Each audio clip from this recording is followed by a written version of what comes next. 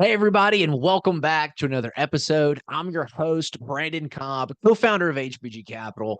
And today I've got Dusten Hendrickson on the show. We're going to be talking about how Dusten built a portfolio of over $720 million in multifamily real estate. He's got a focus on affordable housing. We're going to talk about some of the key metrics that's driving that. He is the CEO at Mailbox Money. They specialize in high yield real estate investments that generate tons of strong financial returns for investors. We're going to be talking about why he's investing in the affordable housing niche, how he built this portfolio, and some of the things that he thinks are in store for 2025. So stay tuned. Dusten, welcome to the show. Hey, Brandon, thanks for having me. I appreciate it. Look forward to talking to you about some affordable housing. Yeah, I know it's kind of funny. Before we hopped on, we were talking about this idea of affordable housing, and I really like the concept that you painted, big A versus little a affordable housing. Because I say that we do affordable housing here in Nashville, Tennessee, but I have to preface it. We don't do Section 8 or government housing. It's that first time home buyer housing product. I try to link it with like entry level housing, but a lot of people, it doesn't connect. And so we've searched for this way to label this type of asset class. And go ahead and explain what you told me before we hopped on this call, because I really like the concept of your big A, little a when it comes to the word affordable housing.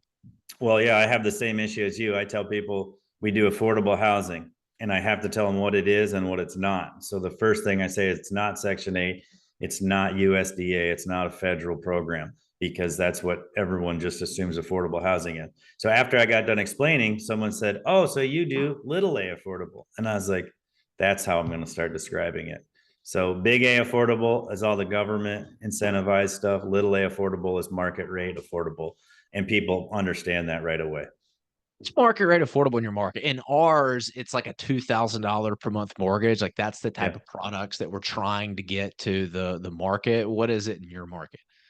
Well, for a single family house, yes, that would be affordable. It's actually probably hard to get to 2,000 a month right now for a single family house. But ours, where we like to be is about 900 per month to 1,500 per month. And that's truly affordable for us because that's in the median income. Median income is, 40,000. Yeah. Something like that. Yeah. Because you're in the multifamily space. That makes a lot of sense. Yeah, it's truly affordable. So let's talk about your story. You built a $720 million portfolio. That is very impressive. How did you get started in all this? I actually got started with my mother over 20 years ago. So I've been developing for 20 years. The first product that we did was a development because this was pre 2008, and trying to buy something before 2008 was extremely expensive. And the easiest way to get in was to develop it. That way we created enough equity to be able to get in and produce returns. And we're seeing the same thing in the market. There was a really, really good market from 09 to 2022. And that's why the returns, if you look at our returns, they're 30 plus IRR. Well, that's why, because we were in one of the best times ever, in my opinion, to invest in real estate in the US. Investing in real estate to me is always a good idea. And you should be able to get at least 20% IRR for a decent deal. So that time was amazing. But yeah, we all got started by the initial development that I did with my mom, and we started developing. And then after 09, we started doing some more value adds along with development. But as the market turned, we started going back to development because I just like the product much better. I love brand new stuff. And so did tenants. Yeah. So how did you get started? You said you started with your mom. Was it y'all's Yeah. own money? Yeah. So my mom came in and said, "Hey, I want to start buying some real estate." So we came in, we bought a piece of land, we developed a duplex, and we rented it out. And the one side, the one tenant paid for the entire place. So one tenant paid enough rent for the entire thing to cash flow. And so we knew we had something. So we started building more. Every year we built one more duplex. Then we bought like 4 or 5 lots one year, and we built out all those. And then we kind of moved on to bigger things. We started buying some existing product and flipping it. And we just kept going and going. And then my mom got to a point where I was scaling too fast, and she was more conservative, and she was fine with what she had. So then I found two more partners. Those are the partners I'm with now. And went to, we found the syndication model in about 2018. That's when I discovered it. And I realized, okay, I built a 30 unit model, a 30 unit apartment building, and that was my best asset I had. But I didn't know how. I thought that was huge. Like, how am I going to get any bigger than this? I don't have enough capital to keep going bigger. So found the syndication model, and I was like, oh, okay, if these guys can do it, they're newbies in this real estate. I've been doing it for over 10 years. I should be able to do it. So I just went headfirst into it, and we scaled up to where now we're at 150 plus. 150 units is kind of that sweet spot for your scale, your efficiencies. And Yeah. so we try to build everything at the 150 unit. When you're developing, though, you can start at 50 units and slowly build to 150. So that's kind of the beauty of it. What was your profession before getting into real estate and making that full transition? And was there any skills that you learned in that profession that really helped you Yeah, jumpstart your real estate investing? absolutely. I was a roofing contractor, and Oh, I found myself liking the architecture of the homes and the design, the layout more than running the roofing business. So then I just started building homes, and then it just kind of kept going. oh, that's cool. So you start out as a roofer, you're working on the buildings. You're like, man, it'd be cool to own these things. So when you were starting out, how did you structure your deals with your partner, was your mom at the time? What did the profit split look like? Who contributed the capital? Who did the work? Like, how did you structure that partnership? It was just 50-50. She was responsible for the financing. She had a really good credit score. She had some liquidity. I didn't have any of that. I might have had a good credit score, but I surely didn't have any liquidity. I had a business though, so I was able to work whenever I needed to on these. Like, I could leave my business and deal with the apartments. Then I found myself dealing with the duplexes and the building more than the roofing company, so I sold out of it. But yeah, it was awesome because of all the contacts I had. So when I was doing the roofing Mm. industry, had all these contacts, so they helped me learn how to build. I just call them up. Hey, what am I supposed to do here? Who do I talk to? They just give me a contact. I'd go talk to that person and go talk to the city. When you're young too, everybody will help you. I love that. All right. So you had this roofing contract business, started doing it and realized, hey, I'm making more money in real estate. I need to kind of quit the roofing thing. And so you started out with these onesie twosie duplexes, a lot of people, these multi-unit single family deals, and Yeah. then you slowly scaled that up. What was the inflection point? I look at these growth curves and everyone's seeing these like exponential curves where they start going vertical at some point, and usually there's an inflection point where the light bulb goes off and you're like, okay, I need to transition from these smaller onesie twosie deals to doing these, larger multifamily deals. What was the light bulb moment? Can you take us back there? The light bulb moment, well, it was a really nice light bulb moment. I was actually working on one of the properties we just bought, and I was going to put, because we were junking out a unit, and I was going to throw the sink. It was a sink in a countertop, and the sink popped out of the countertop and hit me right in the face. And if I wouldn't have had my glasses, it would have probably smashed my eye socket in. But somehow I had my glasses on. It busted my glasses, and it stunned me. And I was like, okay, this is God telling me to quit. We're doing this work because I can hire anybody to do this work. What I'm doing, because I was being a perfectionist. Oh, there's some garbage. I need to clean it up before the weekend. I don't want this garbage out here. And that's when I realized, like, hey, you have to learn how to delegate better. And so light bulb moment went up. I quit doing all on site that day. I was like, all right, I'm done. I'll never be able to grow past this if I keep stopping what I'm doing to go and pick up garbage. I have to learn how to let the garbage be and just report it as unacceptable and have someone else come clean up this garbage. And that was my main inflection point, and that's when it just took off because I completely removed myself from all the construction, the GC duties. That's so funny. Mine was when I was first year in business. We bought a house to renovate and ended up being a tear down because all the termite damage. And I remember I was the one. I'd been in business for 1 year by myself, right? Entrepreneur. Mhm. Was answering all the phones that came in, was doing all the marketing, was going to all the appointments, was managing the new construction and two other rehabs at the time. And I remember I'd cut my finger trying to, I think it was like replace an air filter. I know that sounds crazy. That had this like Yeah. sharp metal backing on it. And I'm sitting outside. The homeowner's ticked because I'd pre-sold this house. They were mad because it wasn't done yet. The contractor's screaming at me about getting paid, and I'm screaming at him, going, "I'm not paying you until the inspection passes tomorrow. You can wait and get your money." And he's like, "No, you're gonna pay me now." And my finger's bleeding from being cut from this thing. Like I'm missing like the tip of my freaking finger, and I'm sitting there, and I'm like, I just remember thinking, I can't live like this. This is awful. And it forced me to learn how to delegate and hire people. So it's kind of funny. Mine was my finger bleeding, getting screamed at. Yours was Yeah. getting hit in the face with this thing. So you Yeah. realized that you didn't want to do the hands-on work anymore. You needed to delegate. You mentioned there was a point where you were scaling too fast, and your Mhm. mom no longer could, finance everything. I think when you're on this journey of real estate investing and doing it actively, like what you and I are doing, there comes a point where you stop relying on friends and family's money, and you Absolutely. have to go and you have to branch out. And how did you do that? What did the next step look like for you in that journey? Um, well, to be fair, I didn't want to quit doing the work. I actually like doing the work better than doing the business work. Like like sweeping the floor is very calming to me versus going out and raising millions of dollars. That's not very fun to me. That's very hard. Now the reward is a lot better for the raise, but so I do actually enjoy the work, but I realize that I could bring a lot more to the table by not doing the work. Um, but the when I like so what the question was, when did I realize I had to raise money differently? Yeah, you said your mom was like, "Hey, this is too much for me. You're scaling too Yeah. fast. This is too conservative. I'm good." Yeah. Well, what did the next level look like for you? What were you Oh, buying, and then how are you getting the money to buy those larger multifamily units?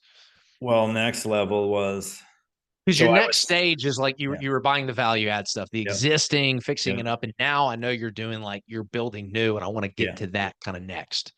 Yeah. So like I said, up to I was bringing in partners, right? But they were fairly close to me, and they would bring in, say, 300K. I'd bring in 300K. We do a ton of work, and mostly it was my work, my labor. So I wasn't making quite as much cash. And I realized, okay, this is why I'm stuck at 300K. In 2018, I went to a Jake and Gino syndication course, and there a light bulb went off, and I was like, all right, got to figure out how to do this. The first few, I only raised 250, 150 for those deals, and someone brought me in because they just saw that, and that ended up being my partner. Omar brought me into his deals, and he was like, hey, I know that you know real estate, come and start helping me raise for these deals. So I started helping him raise for these deals, started at 250K a deal, and over up until now we raise, we're 10 million is the biggest we've raised for one deal. So I've raised up to 10 million on one deal. So that's not typical though. Most of the deals I raised maybe anywhere from 2 million to 3 million, 1 to 3 million ish. And then I have Hmm. partners that raise 1 million. We bring in some co-GPs that raise, but we're doing a deal like every 2 months. So we just started building this machine to raise capital, and we do one deal one year. Then the next year we did two deals. Then the next year we did four deals. Now we're at anywhere from 5 to 7 deals that we raise for. And Hmm. so we just put them on a conveyor line, and now we're forced to raise the money. So now I've got two people working for me. I have a director or a VP of communications. He deals with the public. He does speaking engagements, things like that. And then I have a director investor relations, and they just reach out to people, make sure everyone's communicated with, make sure that they're building these relationships. And now we're starting to reach out to family offices because we finally have a plan that's scalable. And so we're not just looking at doing one deal here, one deal there. We have a plan, and we can just plop this deal here, plop this deal here. We can build a pipeline in each community we go to. We can create a bunch of housing. And so now that we're scaling and moving, now our next step is to find family office money, to find institutional grade equity. And Hmm. so that's just where we've been forced into. And as we scale and expand, we have to find what's the next thing. How can we level up and do this? But I've found that putting yourself in the situation is the only way. You're never going to be able to I haven't seen anyone really do that where they pre-raise the money before they have the deal. Because who's going to invest in your deal that's not even existing? They want to see something. So you Yeah. pretty much have to take the steps. You have to do the thing, and then you have to sell people on it. And that's the fastest way to scale. If you want to raise the money first and then do your thing, you're going to be raising money forever. Like having a deadline really, really forces you to communicate differently with people. And eventually maybe you start begging and it's like, hey, what do you need? I'll give you whatever you want. Like come and help me, work with me on my deal. Sometimes that's the only way it's going to get done. And you have to slice off a bigger piece of the pie to get the deal going. But that deal will now make your next deal easier to do. And now you don't have to give as big of a pie. But then maybe when you make your next jump, you're going to have to do the same thing. Like I've just found that you put yourself in the situation and you'll figure it out. I've actually not failed. I've never failed doing it that way. Now I have not, like there has been failures, but then come what happens later is it's like, oh, it's actually good that we didn't do that deal because look at what happened to that deal. So there's a reason why certain things fail, in my opinion. There's a reason for everything. And we've found that all of our stuff that's actually good and that works long term has been pushed through. What is the capital stack structure that you guys are doing? I know y'all have a unique structure that really, adds a lot of value to the investors. So we do not use any JV or preferred equity. So far we have not used any preferred equity. We might have to use it if we move up into the institutional grade equity, but as of now, we've never used any preferred equity. We use common equity, JV equity, our own equity. We use TIFs from the city, which is a tax increment financing. We can use that as some of our equity. We've gotten TIDs before where those are kickbacks. So that's like a guarantee on the equity. We'll get all the taxes. That's a tax increment district. And so when you get one of those set up, the one example we have is for 20 years, they pay you all your taxes back. So the property taxes, every year you get paid that back. So that can be a preferred payment toward that, whatever equity. We have found that our local financing has worked the best for these deals. So we go get local financing. They have mandates where they must put so much money back in the community. So we try to get that financing. Credit unions have been really good to work with the past few years. They don't have the same regulations as the banks. And so we've been able to negotiate down all of our prepayment penalties to close to zero. So we don't have these big payments. So a lot of people went to bridge debt because they wanted to have the flexibility, and then they got hosed. So over the past 2 years, anyone that has had bridge debt really got hurt, but they were making tons of money the previous 4 years. So now we have the flexibility of a bridge debt with a 5-year note. That's a construction that goes into permanent financing. So we've removed tons of the risk of the development process. And this is because we are partnering with the local banks that have these mandates. Okay, I want to let's break that down because that's very interesting. There's a lot of risk mitigation you said there. So you talked about a lot when I asked you about the capital stack and what it means for investors. You said a lot of things. You talk about TIDs, tax credits that you get from the city. You don't use any preferred equity. Let's break that down in layman's terms because some people might not know like what preferred equity means. If you were talking with a new accredited investor that was looking at doing this kind of for the first time, how would you break down that capital stack in terms of why it's beneficial for the investors? Okay, so if an investor's talking, it's very simple. 65% debt that we get from a local bank, 35% common equity. So that's how we first break it down. Now there's no preferred equity in there. So you're the owner. You're right here first in line after the bank. You'll get your preferred equity. You'll get your preferred return before we do any splitting. So common equity, we participate in some of the common equity, and then our ownership is on top, and that's just a waterfall, basically 70-30 or 70-25 up to 90-10 in some cases. So you're an owner of the property. It's very similar to If you take 50K and invest it in a duplex, the return is going to be very similar. And that's kind of how I break it down. No liability, then there's no recourse. So you're only liable to your initial investment. If someone slips and falls, it doesn't hurt you. Like you can't Yeah. get sued.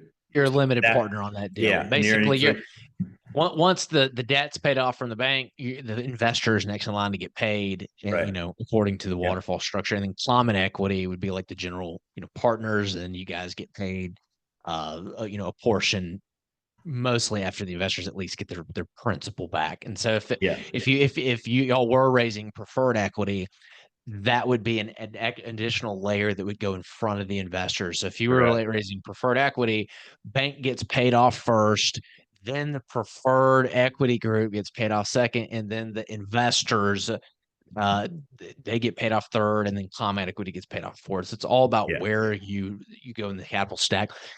Talk to us about the niche. So now you've transitioned to doing these value adds. Now you're building new. A lot of people are capitalizing on these developers that are building new. They started projects in like 2022, right before the interest rate rise went up. Crazy inflation, supply chain issues prevented them from getting materials. They're all over budget. They're all over their timeline. Their holding cost has, you know, doubled because a lot of these construction loans are not fixed rate debt. They're floating rate debt. And a lot of them took out bridge loans, and these 2-year bridge loans that they can't refinance out of and get paid back. Talk to us more about this 5-year construction loan that automatically goes into permanent financing, because that's huge right there. Yeah. So we structure it because of all these reasons that you're just talking about. We do not like bridge debt at all. So we've used it. Now, don't get me wrong. We have used it, and I've invested in people that have used it, but right now, a lot of those are in trouble. So we start with a 5-year term, and we try to get as much IO as we possibly can. It used to be we could get 5 years IO. That's really hard to get now. So now we're getting anywhere in between 24 and 36 months of IO. We usually negotiate so we have 30 months of IO. The next thing that we negotiate on is the prepayment penalty. So we will say, hey, charge us another quarter point on the interest, but reduce that prepayment penalty down, because the prepayment penalty is much more important for us for flexibility. Because if the interest rates drop, which sure don't seem like they're going to drop anymore, but everyone was talking about it forever. So we wanted to capitalize on that. So if the interest rates were going to drop, we wanted to be able to refinance out and not have to deal with that prepayment penalty. So a lot of these developments, everyone was infatuated with amenities and these massive builds, these A-class builds. And so because it penciled at the time, you couldn't really get workforce housing to pencil because it's so much per square foot. And it's like, oh, we'll just build this A-class for this much per square foot because we're only just adding a countertop and we're adding a pool. So it's not going to add that much. Well, what happened was if you built workforce housing, your budgets didn't skyrocket out of control quite as much because it was more controllable. And the budget skyrocketed out of control much more exponentially on an A-class building. So now, because also the timeline is so much longer, right? We hadn't dealt with any type of inflation like that in the last, I don't know, 20 years, and maybe since the 80s. So nobody was used to that inflation. That, we were used to little jumps here and there. No one was used to that kind of inflation. So it caught everyone by surprise. And the majority of developers were in love with these A-class buildings because it is also ego-based. Remember, 10 years before, you couldn't lose money in the real estate market. So now, why not build the biggest, baddest thing and put my name on it? And so a lot of people got caught in this. And it takes 2 to 3 years to build these. If you're building workforce housing, you'd only have to go through about a year to 18 months. And so this is one of the other reasons why we've positioned ourselves differently and moved out of the A-class. We don't think amenities pay at all anymore. So, but by putting those loans in with the 5-year term and the fixed rate and the prepayment penalty, now we kept ourselves flexible. We don't have to go negotiate new terms as times have changed either. So also rent rent went down. So now, because of rent going down, now you have to refinance, and we haven't seen rents go down in how many years? A long time. So at least 10 years. So people forget about that rents can actually go down. So rents go down, and now you're trying to do your takeout, and everything's completely different from what you've ever been used to in the past 10 years. So by having that fixed rate loan, you don't have to worry about the takeout. You don't have to worry about going to agency after 2 or 3 years. Plus, we can build our product in about 9 months. It's the first units get released in 9 months, and we occupy them. It's a phased approach. We don't build the entire complex and then lease out units. And that's what developers did also, because it's easier. People got lazy. You don't have to worry about efficiency when everything's cheap and interest rates are low and the profits are huge. You just build the whole thing, then you fill it up. So we were doing a phased approach. So by month 18, our whole building is fully occupied, versus come in at month 18, then you got to occupy it. Now we still have 3.5 years, whereas 18 months in, now they have 1.5 years to occupy this building and then go to takeout. Well, rents were down, and now they're trying to figure out how to get their, like, you can't get your rents up. You can't do anything about it when the market has destroyed the rental rate. You can only really do something about occupancy. So you can't raise your rates higher than market rate. It just doesn't work. It's impossible. Mm-hmm. But you can get better occupancy than other builders around you. You can do some other things. You can reduce your expenses a little bit. You maybe can increase some income, some additional income, some fees, some stuff like that. But getting your market rate rents up is really hard. So all these factors come into play. And now, instead of having after year 3, having to worry about, now, do we bring in a bunch of money to try and refi this? Because that's what people are doing. We have 2 extra years now to get our rents up and stabilize, and then move on to the next market. So by having that additional timeline and building your loan, your construction loan to permanent, like, that's very important. If you aren't used to that, you'll take the 3-year bridge loan because it's cheaper. It looks way cheaper when you're signing terms, and it's more money. So a lot of these issues that everyone's in is because of greed. So most of the people that, when I started doing the syndication, everyone was like, go right into agency debt. Well, people are like, I can make another $1 million by not doing agency debt, because I don't have to pay all the prepayment penalties and what do they call it? When you got to pay all that interest all at once when you sell. Forget the word for it. Yeah, it's like recapture or something like that. Yeah, I know what you're talking about. Yeah. So what made you multifamily? You started Class A. That's like the downtown stuff. It's the highest per foot rent that you're going to get. That's what makes it really popular. Is it's easier to pencil because the high rents. With your niche, affordable housing, that's not necessarily the case. It's been tough to get these deals to pencil. Why did you ultimately settle on the affordable housing space? It's a very because nobody is it. Very few people are in it, and you have the most amount of customers. Anybody can afford your unit. So now you have every available customer. People in the A class, they're like, I don't even use these amenities. And you're telling me I can go live in your unit, which feels just like my unit. It's the same unit as the downtown unit, just doesn't have all the flash. I can pay half the price and come into your unit. Well, that person now has my unit as an option and your unit as an option, but my tenant that can only afford that's coming, that's at his peak, can't afford your unit. So you're at $2,000 a month for a downtown flat versus $1,000 a month for mine. I have way more possible tenants. Well, what is the kind of pro forma? I'm trying to figure out how to structure this question. The reason why a lot of people are building these Class A's like downtown, what I've noticed, you're right. Like, you said something that really caught my interest, and I want to try to break this down. What interests me is I see these apartments being built downtown, and they are the same type of apartments, like you said, that are being built in, like, say, the suburbs. And I see the value of building those downtown versus the suburbs, because it's the same building, it's the same build cost, and it's only 30 minutes away.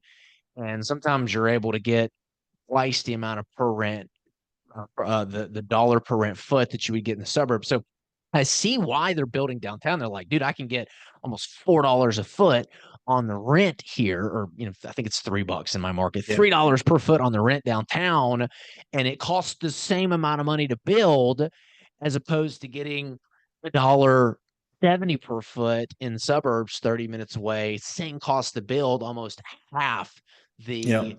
the rent per foot. Like, how are you getting these deals to pencil? Well, so when you look at those numbers that you're talking, they don't exist anymore.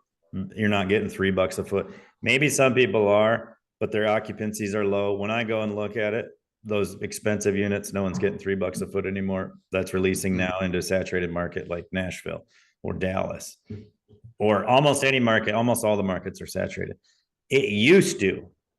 That's the thing. It used to pencil, but what happens when returns are disproportionately high? It was because why were the returns high? Because nobody was building downtown, because there was such an exodus out of downtown for the past however many decades. Because in the 90s, no one was living downtown. The 2000, no one's living. That's kind of a recent thing. People are coming back to the downtowns. Well, there's also some COVID money in there too.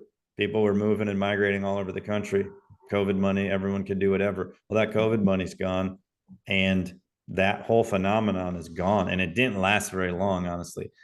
Though they saw those 30% returns, and everyone went in and diluted that return down to whatever your standard 10% return is. And in fact, right now, it's so diluted that almost every building that I walk through is losing money. Every new building that gets released now is actually losing money. Now, 2 years ago, yeah, but those numbers are non-existent. So, see, people saw the trend and they all went after it. And so now what's the trend? Well, everyone's price sensitive. Everyone's price sensitive everywhere. You hear it all the time. So what does that mean? That means you should build the absolute cheapest thing you can build, because everyone can afford it. Everyone can afford that. And I mean, some people still can't even afford the cheapest rent, but they can double up maybe and then still afford it. But everything's going up exponentially. Everyone's got price sensitivity. So where do you want to be? You want to sell a cheaper item.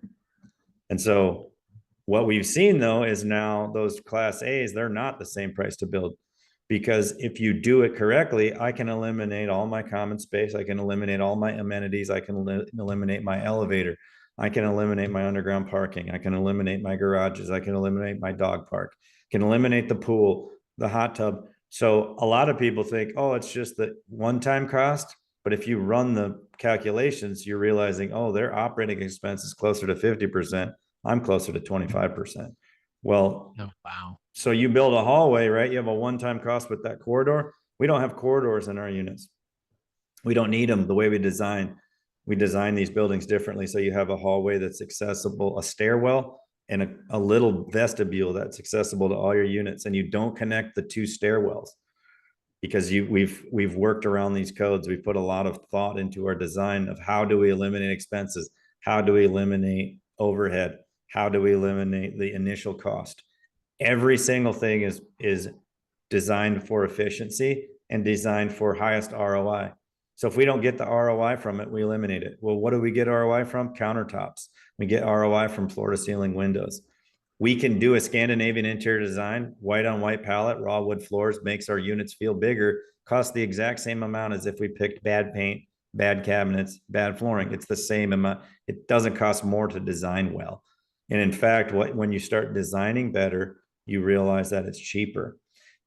There's also, most of the developers are older and they say, well, I wouldn't live in that little studio. Well, yeah, but you're rich. You're not designing for yourself. You're designing for the majority of people. So they see the studios and they're like, I wouldn't do that. The banks look at the studios. Well, no one else is doing studios. When you build a studio, the thing's rented instantly. Why is the studio rented the first thing that's rented, but people don't want to put them in? One bedrooms. You start looking, what's the deal with one bedrooms? If I could, I'd put all one bedroom studios in all the units, but you don't necessarily want to jump on the trend that deep, because what if things switch a little bit? But Yeah. so many people just do two bedrooms because they think that that's like the sweet spot. But now the consumer is so price sensitive, they won't even pay $70 in our $70 is too much for the two bedroom. They'd rather stay in the one bedroom for $70 less a month, because it Wow. also translates to their utilities. In the two bedroom, their utilities might add another $50. So they're like, I'll just take that savings. I don't even need the second bedroom. I want to live by myself. There's also this, like my era, we all had roommates. The developers era, they all had roommates. They're thinking everyone wants roommates. The young kids don't want roommates. They want to live by themselves. So one bedroom and a studio is easier. Studios are cool. Somehow they're cool for the younger kids to live in. You got to remember too, these are iPhone generation. They don't need anything. They have one iPhone and they're fine. They don't even need a TV. They don't really cook any food. Like, what do they need? They need a living room, a bedroom, little kitchenette, and a bathroom, laundry. Everyone wants laundry. They don't need garages. They don't need a dog park. They all have dogs, but they don't need a dog park. They don't need a pool. They'd rather go to the gym. So you partner with a close gym and give them a membership. A gym is a lot of maintenance. Yeah. Everything breaks, everything moves. Like, we even go down so far as we eliminate doorways. So in a closet, if you pay attention and you go and walk in and you do turnovers and you check out how people live, no one shuts their closet door. We eliminated all closet doors and we put that money into custom built-in shelving. Now people get an upgrade and I don't have to ever come back and fix the door. The shelving doesn't move, so it doesn't ever get damaged. The door moves, opens, it gets holes put in it, that falls off the hinges, it settles, all kinds of things. You got to touch up paint on the door, and the door always just stays open. Well, no one even needs the door. We've never got one complaint because we don't have a door on the closet. Wow. So the level of cost savings, and you guys just value renovating these things, right? It's not even value renovating because you're building new, but just looking at saving every little penny. Those pennies add up. I mean, that is a significant savings, just on the doors alone, on the whole cost of the project. That's just super impressive. And I love the strategy, right? Why affordable housing? Everybody can afford it, right? Your average Everyone. income in the United States, I think, is like what, $45,000-$50,000, and they need to be able to afford something. Right now, I saw a chart that had two lines going up.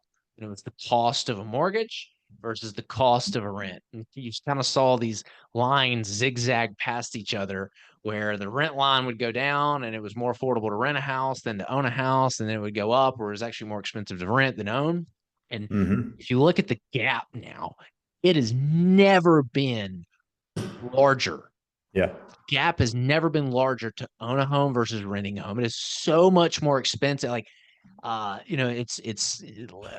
the house I'm in right now, like my mortgage, if I got it when I have like a 4% mortgage on this house, but had I gotten this house, if the rates would gone up, my mortgage would be double. I'd be paying $4,000, $5,000 a month, $4,500 a month, I think would be my mortgage in this house. I mean, that's crazy. That's $50,000 a year just to rent somewhere. That's crazy. So I love the strategy that you guys are doing. Dustin, if people want to learn more about you, learn more about mailbox money, learn more about investing in affordable housing, where can they go?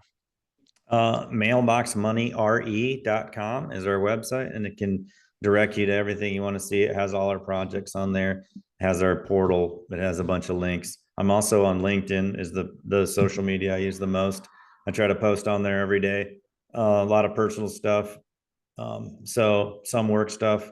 But if you really want to learn about how we do it, a one-on-one conversation is the best. And you can ask any questions. And I love development, and it's a long-term game. I think you should be investing in real estate for 10, 20 years. It should be more of a retirement play. I don't think that real estate is this quick fix and flip, get a dollar. I think that's kind of timing the market. And so if you invest in real estate, I believe that you should be ready to invest long-term. And it's the one for sure way that I know you can find wealth in this. Otherwise it's a hard, long way, but you can do it. That's what I always like to say. Like, you can make more money going into businesses, but it's not for sure. If you buy and own real estate and you wait it out, you can create wealth that way. Yeah, I agree 100%. Dustin, it's been a pleasure having you on the show. And hey, if you're listening to this, show Dustin some love, show me some love.